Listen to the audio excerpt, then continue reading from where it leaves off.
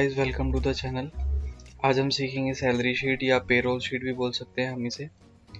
Payroll sheet को सीखना बहुत इंपॉर्टेंस हो जाता है अगर आप किसी ऑफिस में काम करते हैं जहाँ पर सैलरी का हिसाब किताब रखा जाता है एम्प्लॉयज़ की। हम लोग शुरू करते हैं। शुरू करने से पहले ये कुछ एब्रीविएशंस मैंने यहाँ लिखी हुई हैं, अलाउंसेस लिखे हुए हैं। अगर आप चाहते हैं इन अलाउंसेस पे भी मैं एक अलग से सेपरेट वीडियो बनाऊँ, do let me know in the comment box. Start करते हैं गाइस। सबसे पहले ये फॉर्मूला या कंडीशन समझते हैं क्या कहना चाहता है।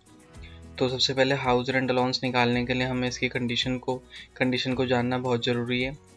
सबसे पहले यहाँ पर कंडीशन लिखी हुई है कि अगर सैलरी मेरे एम्प्लॉय की 15,000 से ज़्यादा है या उसके बराबर है तो हम उसको 5500 हाउस रेंट अलाउंस देंगे। अगर उसकी सैलरी 15,000 से लेस देन है तो हम यहाँ पर उसको 3300 का अलाउंस देंगे। ऐसी डीएनएस अलाउंस की अगर मैं बात करूँ तो ये बेसिक सैलरी पे 17% का दिया जाएगा। फिर धीरे धीरे हम आगे भी सीखेंगे। तो सबसे पहले इन दोनों को लगा लेते हैं हम लोग। तो गाइस फॉर्मूला लगाते हैं HRA का, equals to if bracket open basic salary ले लेंगे हम लोग ग्रेटर देन इक्वल्स टू 15,000। अगर मेरी ये बेसिक सैलरी 15,000 के इक्वल या ग्रेटर देन होती है तो यहाँ पर कंडीशंस के हिसाब से मुझे 5500 पे करना है। तो मैं 5500 लिख देता हूँ कॉमा। फिर यहाँ पर लिखा हुआ इफ़ फॉल्स, अगर ये कंडीशन फॉल्स हो जाती है, अगर यहाँ सैलरी ऐसी लिखी है जो कि 13,000 है, 12,000 है, 15,000 से लेस देन है, तो मैं उसको सैलरी मतलब अलाउंसेस दूंगा 3300 का, इन्वर्टेड कॉमा क्लोज ब्रैकेट बंद एंड देन एंटर। तो यहाँ पर देख रहे हो आप कि जैसे कि मैंने कंडीशन लगाई थी यहाँ पर सैलरी 15,000 से लेस देन है तो इसने ऑटोमेटिकली 3300 का अलाउंस दे दिया है। इसको हम ड्रैग कर लेते हैं। सभी के अलाउंसेस आ चुके हैं।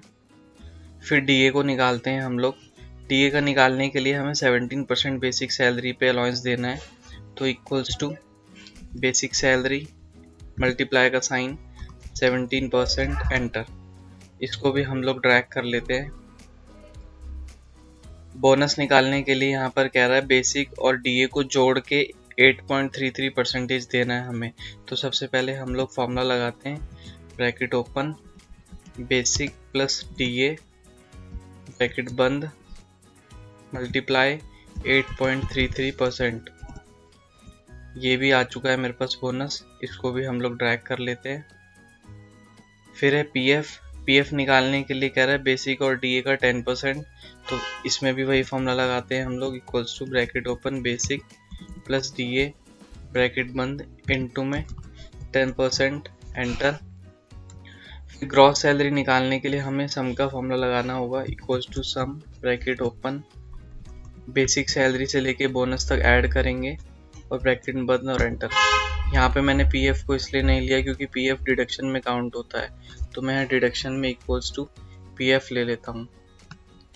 इनकम टैक्स निकालने के लिए यहाँ पर कह रहा है ग्रॉस सैलरी का 10%। तो यहाँ पर हम लोग ग्रॉस सैलरी का 10% ले लेते हैं इनटू 10% एंटर।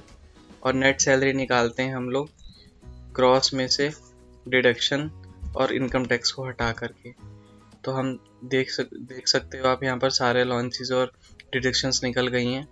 इन सब का निकालने के लिए मैं सिलेक्शन लेके कंट्रोल डी प्रेस कर दूंगा। कंट्रोल डी प्रेस करने पे आप देख रहे हो सबके अलाउंसेस और डिडक्शन निकल चुके हैं। ये डेसिमल वैल्यू अगर आपको परेशान करती हैं तो आप इसको हटा भी सकते हो यहाँ से, तो डिक्रीज डेसिमल से तो सिंपल वैल्यूज रह जाएंगे और जो डेसिमल वैल्यू है वो हट जाएंगी यहाँ से। ऐसे ही यहाँ से भी हटा लेते हैं इनको।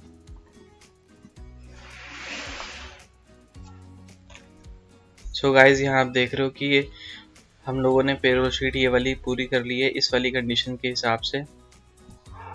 सो गाइज पेरोल शीट को हम एक और एग्जांपल से समझते हैं और यहाँ पर मैंने कुछ कंडीशंस को चेंज कर दिया है। ये कंडीशंस इमेजिनरी है।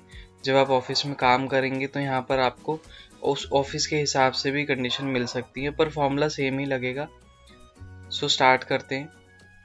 यहाँ पर HRA 30% बेसिक सैलरी पे है तो हम डायरेक्टली HRA को इक्वल्स टू बेसिक सैलरी का 30% निकाल लेते हैं, 30% एंटर। ऐसे ही हम लोग DA निकाल लेते हैं 20%, तो equals to basic salary into 20%। CA के लिए कंडीशन लगानी पड़ेगी हमें। कंडीशन क्या कह रहा है कि अगर सैलरी 2000 से ऊपर और 2000 के बराबर है तो हम उसको 100 रुपये अलाउंस देंगे। 1000 से ऊपर है और 2000 से नीचे है तो 75 रुपीज़ का पे जाएगा, और 1000 से लेस देन सैलरी है तो 50 रुपीज़ ही बस पे किए जाएंगे।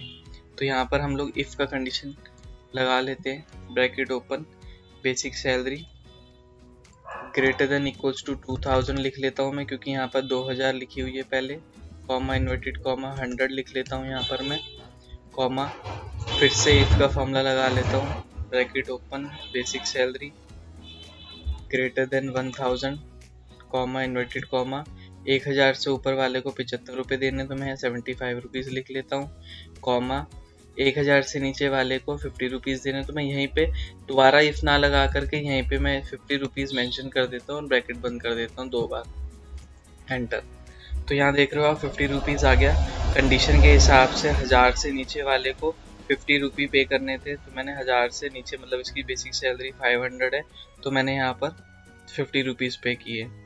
ऐसी एंटरटेनमेंट अलाउंस का फॉर्मूला लगा लेते हैं, ये बहुत ही सिंपल है। 1000 से ऊपर किसी की सैलरी हुई तो 100 रुपीज़, 1000 से नीचे हुई तो 0 रुपीज़, तो इसमें भी इफ़ का फॉर्मूला यूज़ होगा, equals to if bracket open, basic salary greater than equals to 1000 comma inverted comma 100 rupees comma inverted comma 0 inverted comma bracket बंद, देन एंटर। तो यहाँ पर 0 रुपीज़ क्यों आया है, क्योंकि 1000 रुपीज़ से नीचे जिसकी भी सैलरी है उसको हम लोग नील रुपीज़ देंगे। तो यहाँ पर था 500 है तो 1000 से नीचे है बेसिक सैलरी, इसलिए एंटरटेनमेंट अलाउंस 0 दिया है मैंने। प्रोविडेंट फंड यहाँ पर बेसिक सैलरी और डीए को जोड़ के 6% दिया है, equals to bracket open, basic salary plus DA multiply by 6% and then enter. ठीक है, तो अब यहाँ ग्रॉस सैलरी निकाल लेते हैं। ग्रॉस सैलरी में हम लोग सम करेंगे, बस पीएफ को छोड़ देंगे, पीएफ को ऐड नहीं करेंगे इसमें। यहाँ पर 750 मेरा टोटल आ गया है। ऐसी डिडक्शन में पीएफ को ले लेंगे हम लोग और नेट सैलरी आएगी हमारी gross salary minus deduction. So guys यहाँ पर ये सैलरी आ चुकी है गोपाल की। मैं इन सबको सिलेक्ट करके कंट्रोल डी प्रेस करके डाउनवर्ड से आंसर निकाल लेता हूँ सबका। तो यहाँ पर देख रहे हो सबकी नेट सैलरी, डिडक्शन, पीएफ सब कुछ आ चुका है। सो गाइज हमने आज इफ़ कंडीशन को, इफ़ फंक्शन को बहुत अच्छे से समझा है। Thank you for watching the video, like and share the video.